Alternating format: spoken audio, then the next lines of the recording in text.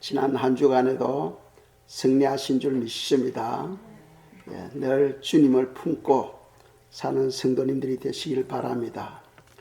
오늘도 이 쉐밍의 말씀으로 인해서 저와 여러분들에게 큰 복이 되기를 축복합니다. 오늘 말씀을 위해서도 지난주에 또 기도하는 중에 주님께서 주신 비전이 제가 마늘밭을 보고 있는 거예요. 마늘. 그래서 유심히 제가 이거는 마늘밭이구나 하면서 기도를 멈추고는 생각나는 것이 오늘 본문 말씀 민수기 11장 말씀이었습니다.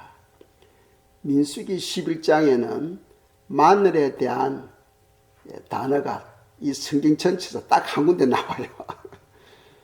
딱 한 군데 나옵니다.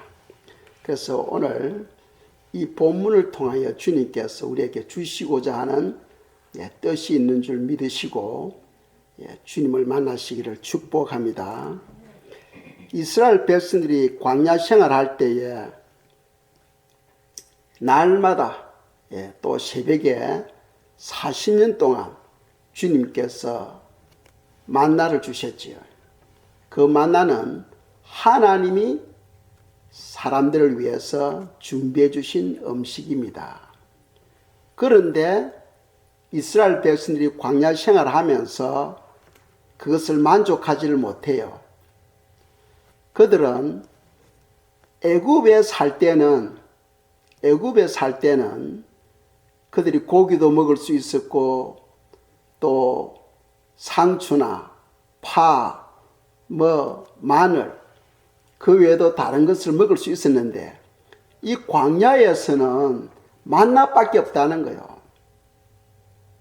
그래서 그들이 말하기를 애굽에 살 때가 더 좋았다. 이 광야 생활보다도 애굽에 살 때가 더 좋았다 하고 불평을 합니다. 그 말은 무슨 말이냐 하면 하나님을 멸시하는 말이에요. 하나님은 그 노예 생활하고 있는 이스라엘 백성들, 애굽에서의 생활이라는 것은 무엇이냐 하면 죄악의 세상을 말합니다. 죄악의 세상. 죄악의 세상에서 즐기며 살아가는 것, 그 하나님이 원하지를 않습니다. 그런데 그들은 그것이 더 지금보다 좋았다는 거예요. 그러니까 그것은 바로 하나님이 준비해 주신 그 환경을 멸시하는 거죠. 그래서 하나님이 진노하게 됩니다. 오늘 본문 말씀을 통하여 저희들께 주시는 교훈이 무엇인지를 발견하고 또 하나님으로부터 인정받는 우리 성도님들이 되시기를 축복합니다. 오늘 본문을 통하여 한 세 가지로 우리가 교훈을 받을 수 있습니다. 첫째 교훈은 하나님을 시험하지 말라는 거예요. 하나님을 시험하지 말라. 무슨 말이냐 하면은 그 넓은 광야에 풀 한 폭이 없는 그 광야에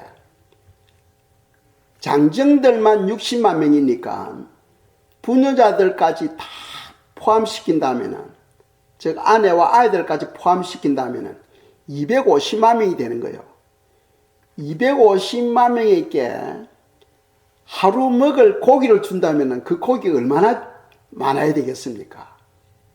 그러니까 이스라엘 백성들이 생각하기를 아무리 하나님이지만은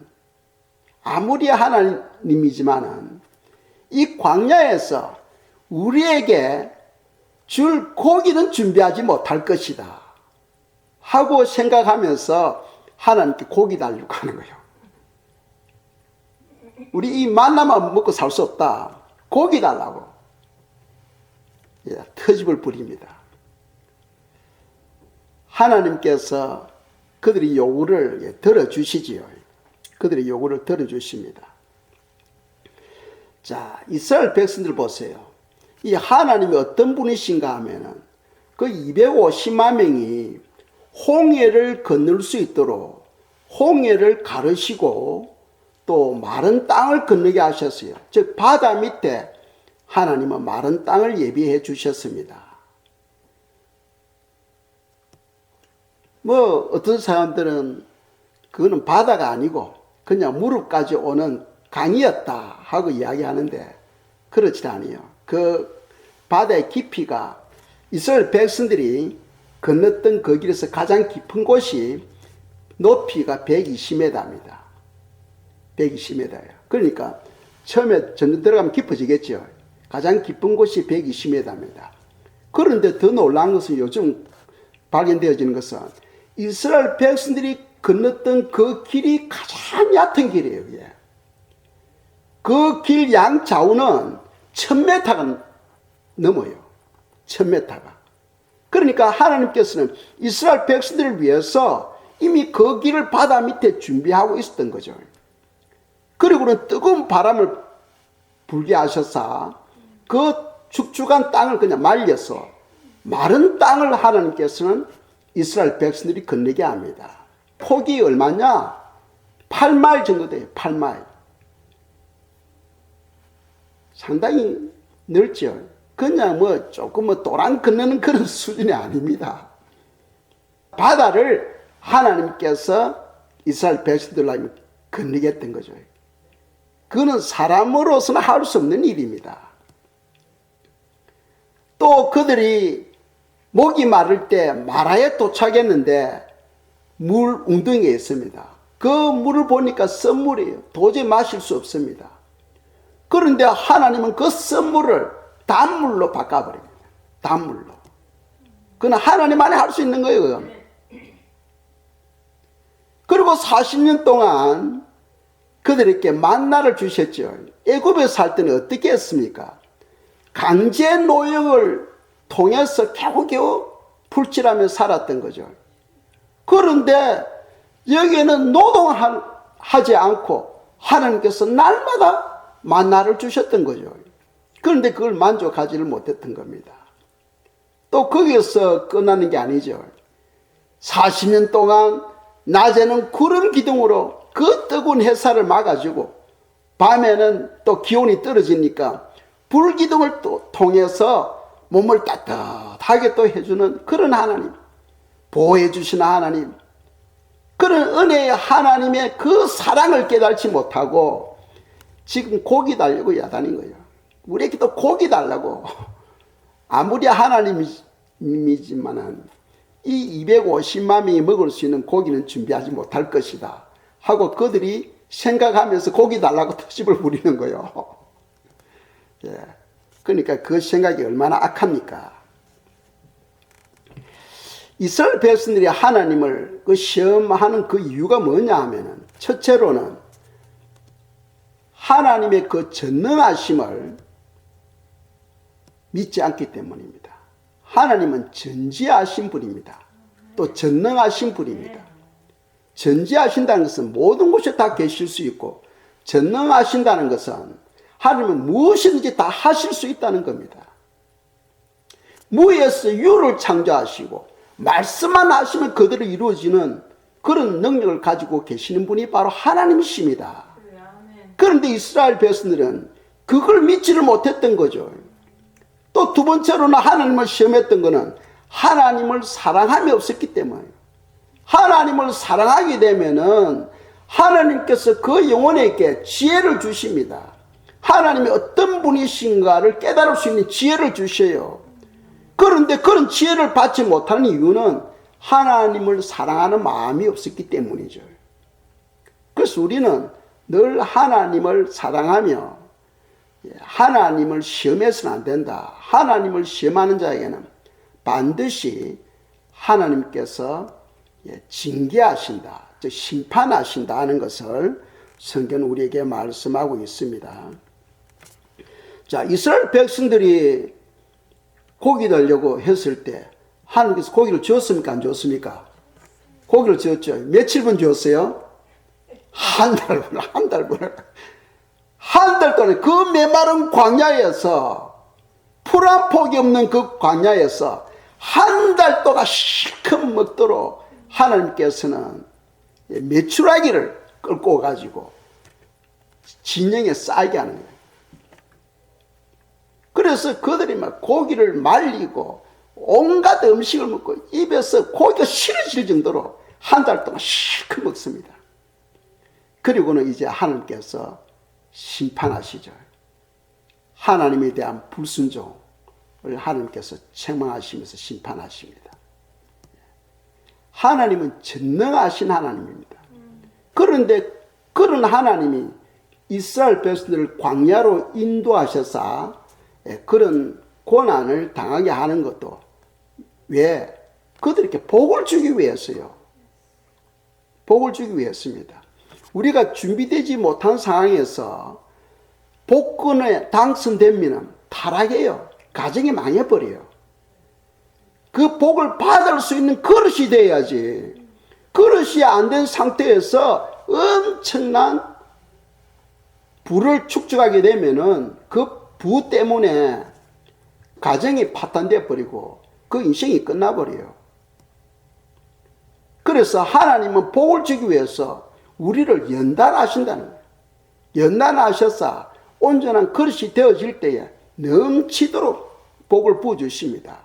그래서 다윗의 고백이 그거 아닙니까? 아버지여 내 잔이 넘치나이다.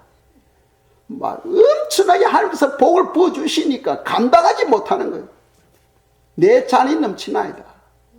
우리가 그런 축복을 누리며 살아야 되겠습니다. 그러려면은 그 복을 받을 수 있는 그릇을 준비해야 되겠죠.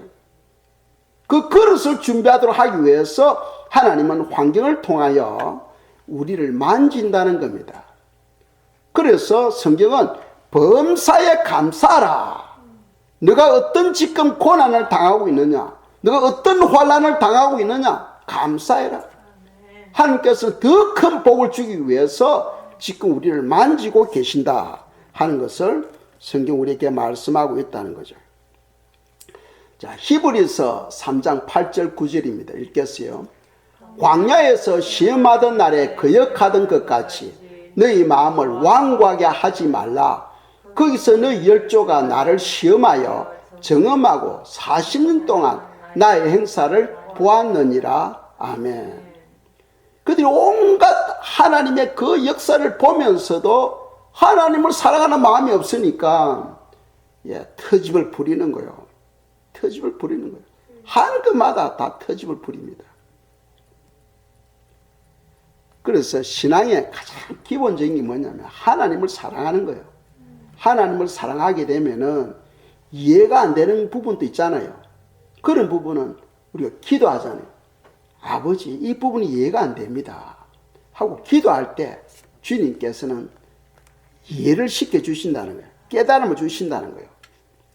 그래서 8절에 보시면은 광야에서 시험하던 날에 거역하던 것 같이 너희 마음을 완고하게 하지 말라.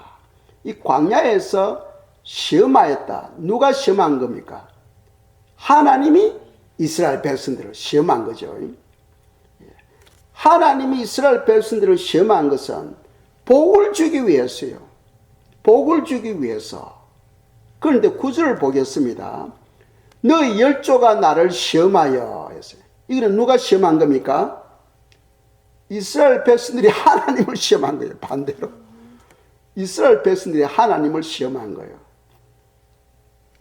그 이유를 조금 전에 말씀드렸죠. 첫째로는 하나님의 그 전능하심을 깨닫지 못하고 있었고, 두 번째로는 하나님을 사랑함이 없기 때문에 하나님을 시험하는 거예요. 그래서 하나님을 시험하게 되면 반드시 징계가 따른다 하는 사실을 알아야 됩니다. 기드온이 하나님을 시험한 거하고 이 이스라엘 백성들이 광야에서 하나님을 시험한 거하고 질이 다르죠. 기드온이 하나님을 시험하는 것은 복을 받았어요. 그 시험은 무슨 시험입니까? 하나님을 의심하고 사랑하지 않기 때문이 아니고 하나님을 너무 사랑하는데 온전한 순종을 위해서 정확한 하나님의 뜻을 알기 위해서 시험한 거예요. 그것은 하나님께서 기뻐하셔. 그런데 지금 이스라엘 백성들이 하나님을 시험하는 것은 하나님 이거 못해. 이거는 절대로 못해. 그러니까 우리가 하나님이 어떻게 하는가 한번 보자 하면서 하나님을 시험하는 거예요. 그건 아주 악한 생각이죠. 그래서 하나님께서 그들을 두드리는 거예요. 자, 민수기 11장 4절 오늘 본문 말씀 첫 구절입니다. 읽겠어요. 그들 중에 섞여 사는 다른 인종들이 탐욕을 품으며 이스라엘 자손도 다시 울며 이르되 누가 우리에게 고기를 주어 먹게 하랴? 아멘. 이스라엘 백성들이 애굽에서 나오잖아요. 나올 때 순수한 이스라엘 백성들만 나온 게 아니에요. 이스라엘 백성들과 함께 또 그 공동체에 속해 있었던 또 다른 민족들도 거기에 있었던 거죠. 이제 그 사람들도 이스라엘 백성들과 함께 애굽에서 출애굽한 거예요. 이제 이네들이 올바른, 그들에게는 올바른 하나님이 없잖아. 이스라엘 백성들하고 다르잖아요. 그래서 광야 생활에서 이제 불평하는 거예요. 아, 우리가 고기 먹고 싶다.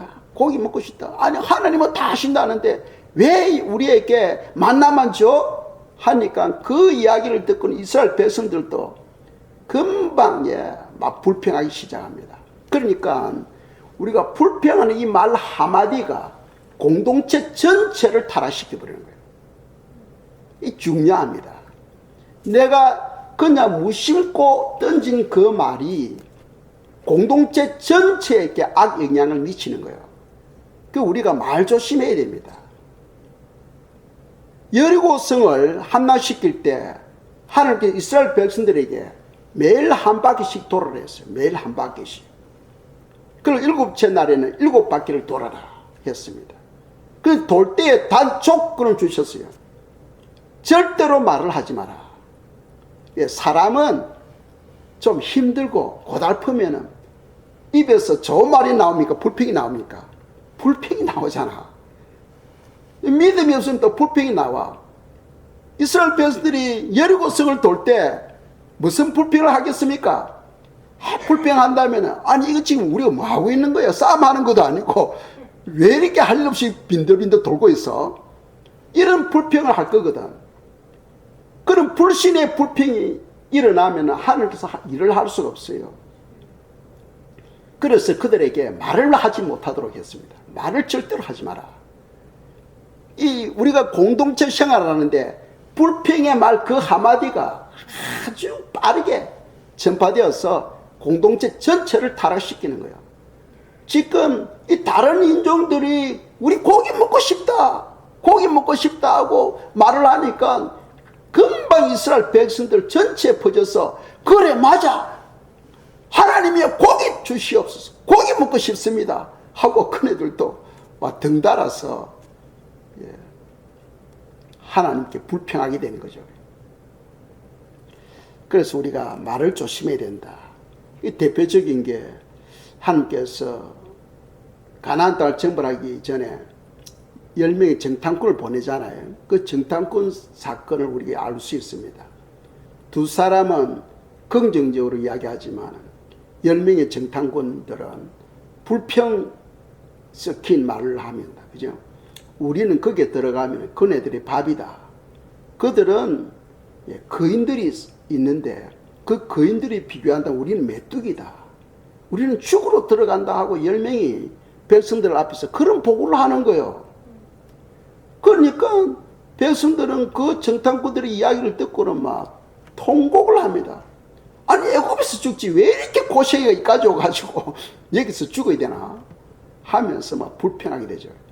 그러니까 불신의 말 한마디가 공동체 전체를 신앙을 쓰러뜨리는 거죠. 무너뜨리는 그런 역할을 합니다. 우리가 항상 말을 할 때 긍정적인 말, 믿음의 말, 격려하는 말, 위로의 말, 축복의 말을 해야지 사람들에게 무거운 말, 절망적인 말, 이런 불신의 말을 해서는 안 된다 하는 것을 또 오늘 본문은 우리에게 교훈하고 있습니다. 그래서 하나님을 시험하지 말라. 첫 번째 교훈은 하나님을 시험하지 말라. 두 번째 교훈은 하나님께서 주어진 그 환경에 만족하고 감사하라는 거예요. 우리가 지금 살아가고 있잖아. 이 모든 환경은 내 힘으로 내가 어떻게 만드는 것 같아도 성경은요, 하나님이 우리를 위해서 만들어 줬다는 거예요. 어떤 형편이 있습니까? 여러분들이 지금 어떤 처지에 있습니까? 그거 하나님께서 여러분들의 영적 성장을 위해서 죄로부터 멀리하고 올바른 영적 성장, 영적 신앙을 갖도록 또 여러분들의 속사람이 예수 그리스도의 그 성품으로 자라가도록 하기 위해서 하나님께서 이 모든 환경을 우리에게 허락하셨다는 거예요. 그러니까 지금 내가 직면하고 있는 이 모든 환경이 바로 나를 위해서 하나님께서 만드셨다 하는 것을 생각할 때 입으로 뭐가 나와야 되겠습니까? 감사가 나와야죠. 감사가 나와야 됩니다. 그렇게 할 때 주님께서는 이제 환경을 또 바꿔주시오. 그러면서 우리의 믿음이 한 단계 한 단계 한 단계 이렇게 성장하게 되는 겁니다.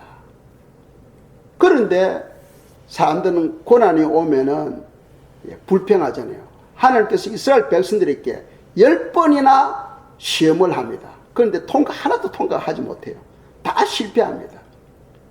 하나님은 내가 지금 너희들에게 시험한다 하고 말씀하는 게 아니거든. 아무리 봐도 이건 하나님의 시험이 아니에요. 그래서 그들은 그걸 하나님의 시험인 줄 모르고 막 불평하고 원망하고 그래 합니다. 그런데 그 다 하나님의 시험이었다는 거예요. 우리가 살아가는데 여러 가지 어려운 이해하지 못할 일들이 생기잖아요. 그것도 다 하나님의 시험이다. 그런 가운데서 내가 어떻게 반응하느냐, 우리의 믿음을 하나님께서 보시고 복을 알려주시는 거예요. 근데 나는 믿음이 있어, 나는 믿음이 커, 말만 듣고 하나님께서 역사하지 않습니다. 하나님은 우리의 믿음을 환경을 통하여 점검하시고 인정을 받을 때에 그 믿음에 상응하는 그런 축복을 주시는 거예요. 아브라함이 믿음이 있는지 없는지 테스트 하잖아요. 아들 이삭을 통해서 테스트 하잖아요. 하나님은 먼저 테스트를 합니다. 테스트하고 거기에 상응하는 복을 주신다는 거죠. 그래서 우리가 그런 모든 환경을 극복할 수 있어야 된다. 민수기 11장 5절 6절입니다. 읽겠어요. 우리가 애굽에 있을 때에는 값없이 생선과 오이와 참외와 부추와 파와 마늘들을 먹은 것이 생각나거늘 이제는 우리의 기력이 다하여 이 만나 외에는 보이는 것이 아무것도 없도다 하니 아멘. 이제 그들이 불평하죠. 애굽에 있을 때는 작의 세상에 살 때는 그래도 거기에는 생선도 있었고 오이도 있었고 참외도 있었고 부추, 파, 마늘도 있었는데 여기는 만나밖에 없다는 거예요. 여기다 또 한 가지 더 해가지고 고기 달라고 이제 이야기를 합니다. 고기 달라고. 민수기 11장 20절입니다. 읽겠습니다. 냄새도 싫어하기까지 한 달 동안 먹게 하시니 이는 너희가 너희 중에 계시는 여호와를 멸시하고 그 앞에서 울며 이르기를 우리가 어찌하여 애굽에서 나왔던가 함이라 하라. 아멘. 하나님께서 모세에게 백성들에게 이렇게 말하라는 거예요. 그래서 하나님께서 말씀하시는 것이 20절에서 보면은 냄새도 싫어하기까지 한 달 동안 먹게 하시니 하나님께서 고기를 이스라엘 백성들 250만 명 하루분도 엄청난데 한 달 동안에 실컷 먹도록 이제는 그 고기가 막 냄새도 싫을 정도로 하나님께서 실컷 먹게 하는 거예요.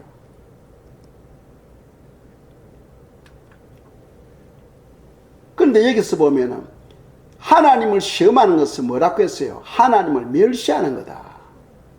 하나님을 시험하는 것은 하나님을 멸시하는 거다. 그래서 우리는 절대로 하나님을 시험해서는 안 되고 우리에게 주어진 그 환경에 감사해야 된다. 감사해야 된다. 왜? 하나님 나를 위해서 허락하셨다는 거예요. 나를 위해서. 그래서 우리가 감사하며 주여 이 환경 감사하며 이 환경을 통하여 저에게 주시고자 하는 하나님의 뜻을 발견할 수 있도록 도와주시옵소서 할 때 주님은 통과하고 다음 또 환경으로 바꿔주시는 거예요. 통과. 예. 그분은 전지천능하시는 분이니까.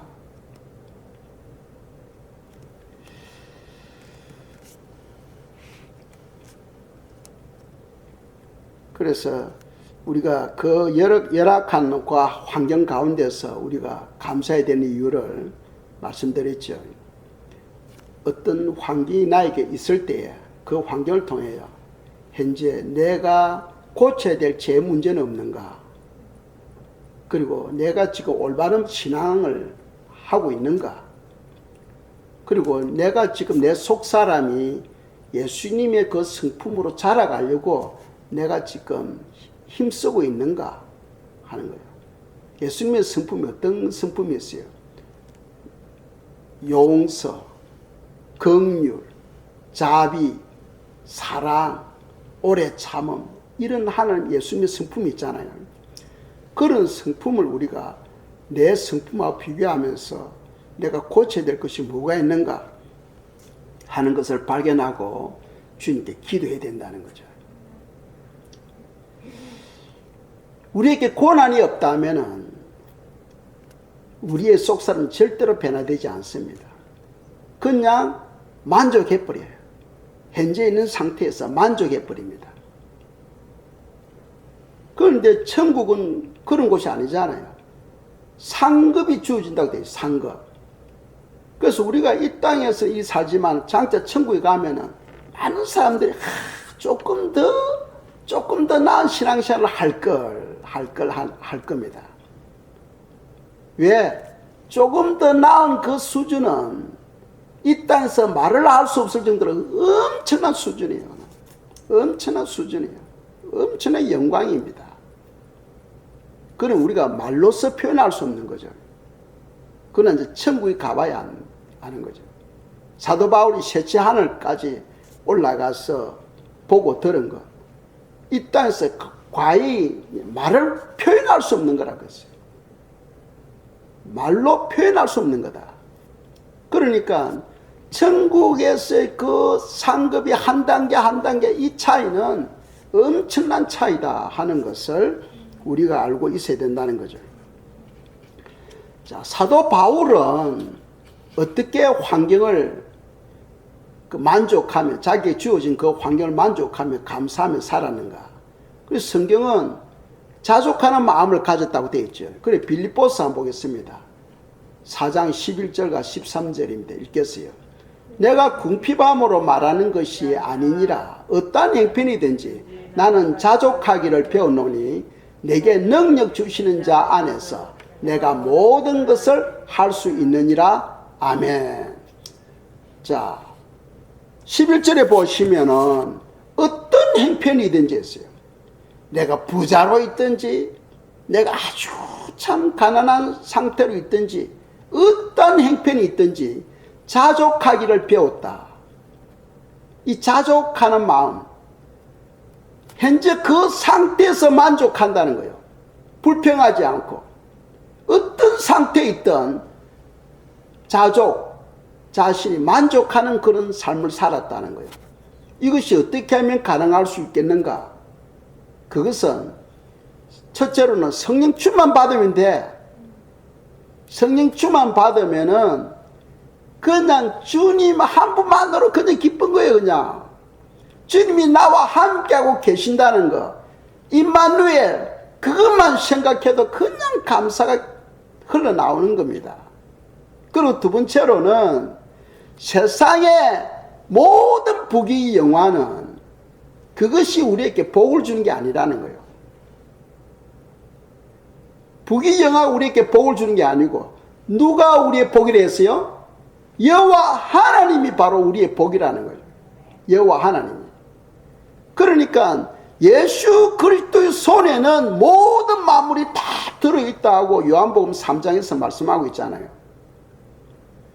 모든 만물을 다 가지신 그분이 나와 함께하고 있으면은 나는 모든 것을 가진 자가 되어버리는 겁니다. 모든 것을 가진 자가 무엇을 더 바라겠어요. 그러니까 마음에는 예수님을 품고 사는 사람은 자족하는 마음이 있는 거예요. 그냥 예수님 한 분 그분으로 그냥 만족하며 기뻐하는 거예요. 왜? 그분이 나와 함께 있으면 나는 모든 것을 할 수 있는 거예요. 그래서 13절에 바울의 고백이 내게 능력 주시는 자 누굽니까? 예수 그리스도 안에서 내가 모든 것을 할 수 있다. 그분이 나와 함께하고 있으면은 나는 모든 것을 할 수 있다 하고 사도 바울이 고백하고 있는 거죠. 우리가 이런 믿음을 가져야 됩니다. 눈에 보이는 것을 보고 따라갈 것이 아니고 눈에 안 보이고 손에 안 잡히지만은 진정한 복 되시는 그 하나님이 나와 함께하고 계신다는 것을 믿음으로써 우리는 어떤 행편이든지 자족하는 마음을 가질 수가 있는 거예요. 그런 마음을 가지시기를 축복합니다.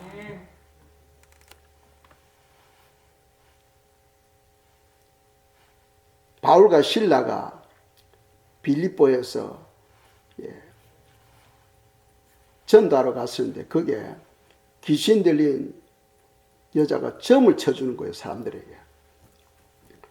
그래서 그 아이가 자꾸 바울을 따라다니면서 괴롭게 하니까 하나님의 거룩한 종이다 샀고 자꾸 그렇게 따라다니면서 괴롭게 하니까 예수 이름으로 귀신아 떠나가라 하고 추방시켜버리고 그 계집애를 고쳐주었어요. 그런데 그 아이 뒤에는 점을 통해서 수입을 받는 사람이 있은 거예요. 그 사람들이 이제 돈이 떨어져 버리거든. 수입이 다 고갈돼 버리잖아요. 그러므로 인해서 바울을 고발하게 됩니다. 그리고 바울과 실라가 빌립보 감옥에 갇혔어요. 다 손발에 자쿠가 차여가지고. 그런데 그렇게 되면은 바울과 실라는 하나님께 불평해야 됩니다. 그런데 그 모든 환경 누가 허락한 거예요? 하나님이 허락한 거예요.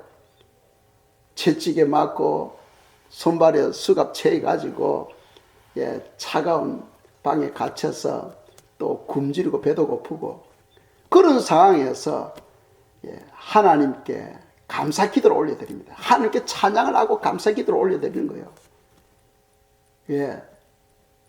범사에 감사를 했으니까 이 모든 환경은 하나님께서 우리를 위하여 주신 걸로 믿고 거기는 반드시 이유가 있다는 거예요. 우리에게 더 큰 복을 주기 위한 하나님 뜻이 있다 생각하고 하나님께 감사 찬양을 올려드리니까 지진이 일어나면서 묶였던 수갑들이 풀려지고 옥문이 막 더 열리고 역사가 일어나는 거예요. 그러니까 간수가 그 소리를 듣고 뛰어보니까 옥문이 열려 있는 거예요. 그래서 죄수들이 다 도망가 버리면 자기는 큰일 나거든. 고문을 받고 죽어야 되니까 그래서 자기를 하려고 하는데 멈춰라, 우리가 다 여기 있다 하니까 간수가 바울 앞에 와가지고 엎드리면서 어떻게 구원을 받을 수 있습니까? 하니까 주 예수를 믿어라. 그래서 그 간수의 집에서 교회가 시작되어집니다. 빌립보 교회가 그 간수 집에서 시작되어지는 거예요.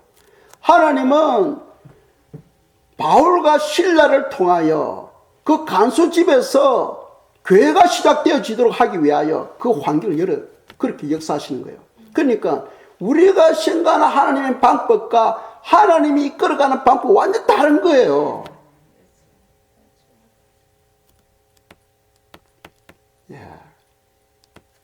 그 교회를 통해서 엄청난 이방 사람들이 구원을 받게 됩니다.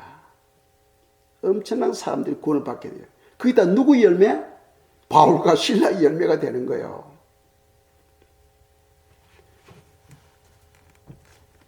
세 번째로 우리에게 주시는 교훈은 하나님이 주시는 양식을 먹으라는 거예요. 하나님이 주시는 양식이 있다.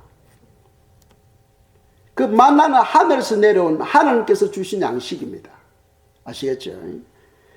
우리가 양식하면은 두 종류가 있잖아요. 육의 양식이 있고 영혼의 양식이 있습니다. 육의 양식은 먹으면 우리가 배가 불러요. 그런데 영혼의 양식은 눈에는 잘 안 보여. 그것이 무엇이냐? 영혼의 양식은 성경은 뭐라고 되어 있습니까? 하나님의 말씀으로 말씀하고 있거든. 그래서 성경은 우리에게 주시는 교훈이 뭐냐 하면은 영혼의 양식을 먹어라. 영혼의 양식을 먹어라 하고 우리에게 말씀하고 있습니다. 그래서 우리가 만나 사건을 통하여 우리에게 주시는 교훈이 몇 가지가 있어요. 만나를 통해서 이 만나에 대한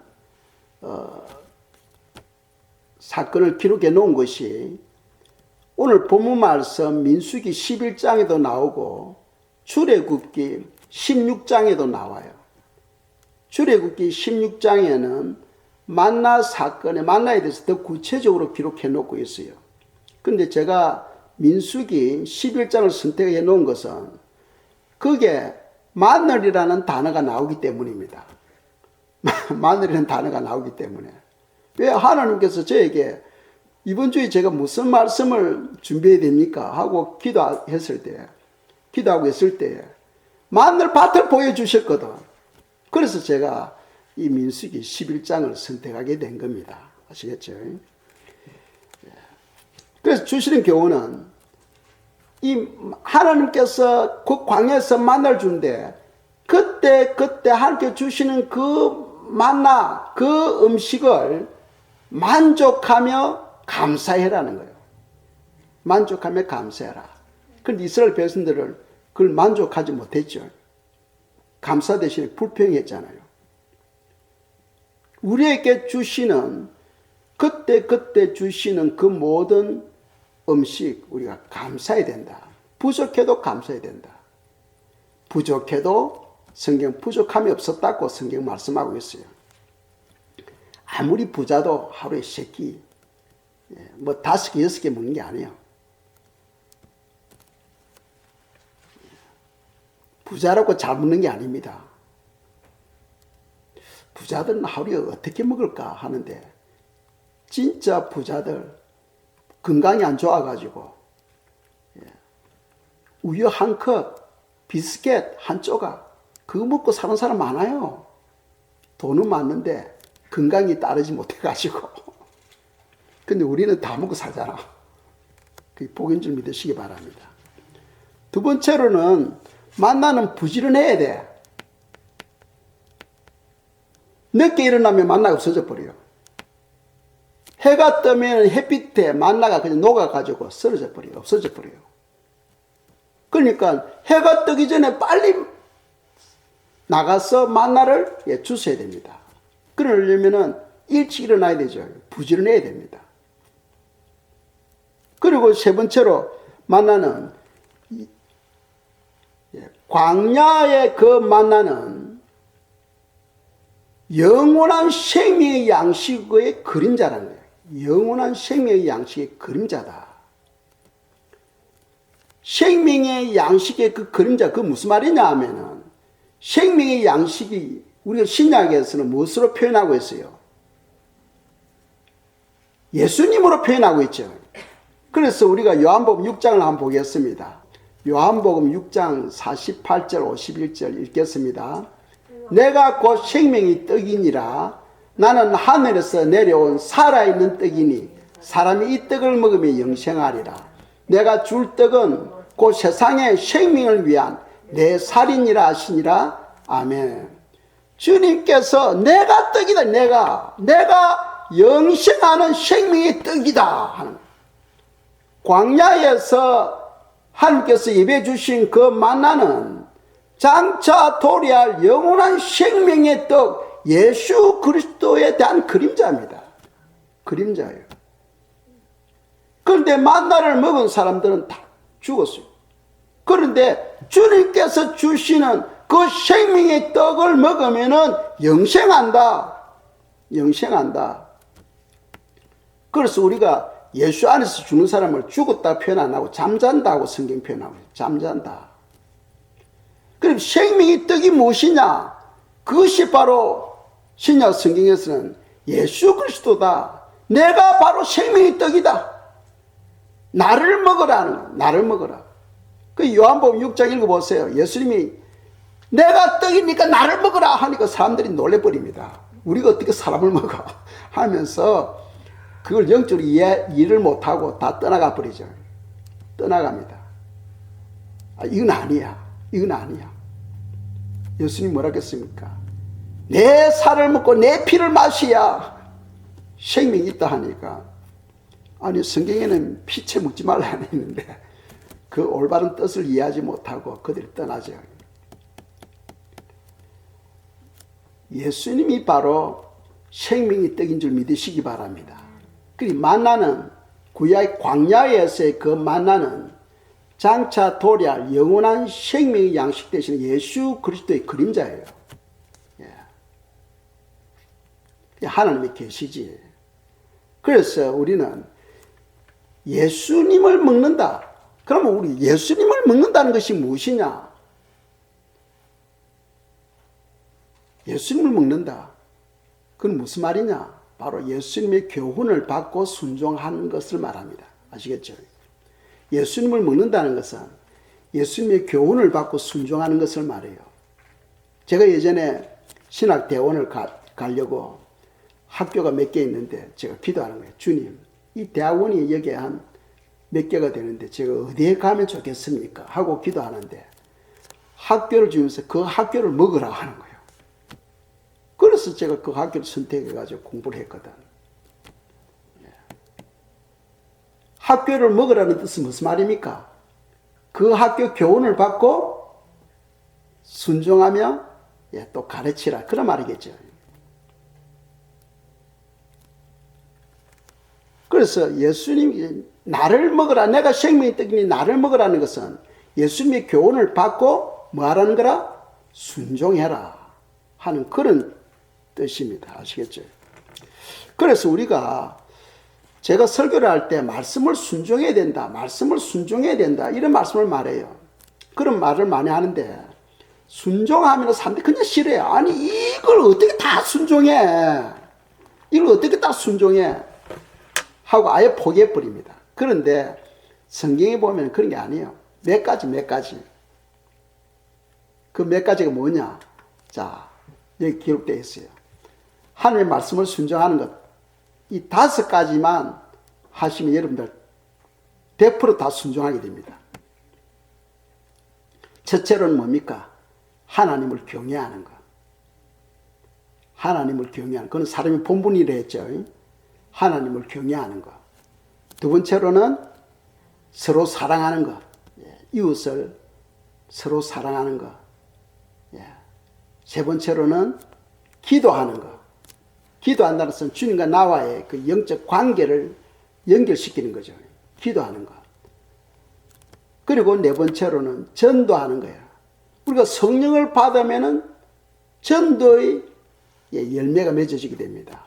오직 성령이 너희에게 임하시면 너희가 권능을 받고 예루살렘과 온 유대와 사마리아와 땅끝까지 이르러 내 증인이 되리라 했었거든. 전도의 열정이 생기게 됩니다.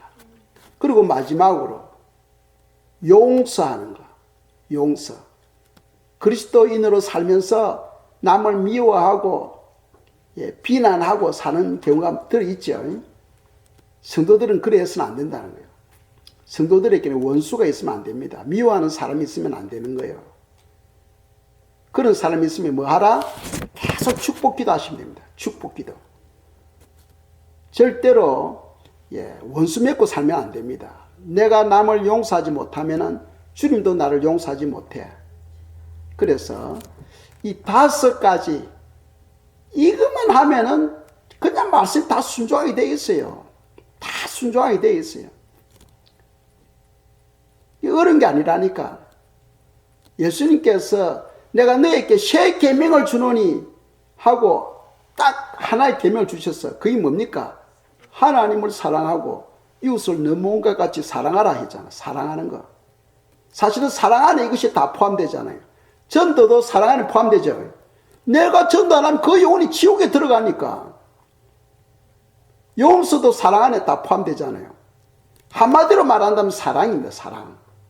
근데 조금만 이제 5가지 더 구체적으로 부연하면은 저렇다는 거예요. 오늘 3가지를 제가 말씀드렸습니다. 첫째로는 하나님을 시험하지 말라. 두 번째로는 주어진 환경에 만족하며 감사하라. 세 번째로는 하나님이 주시는 양식을 먹으라 하고 3가지를 저희들이 묵상했습니다. 오늘 이 가지고 기도하겠습니다. 모든 환경에 감사하고 또 말씀에 순종하는 그런 삶을 살아갈 수 있도록 주님께서 은혜를 부어주시도록 기도하겠습니다.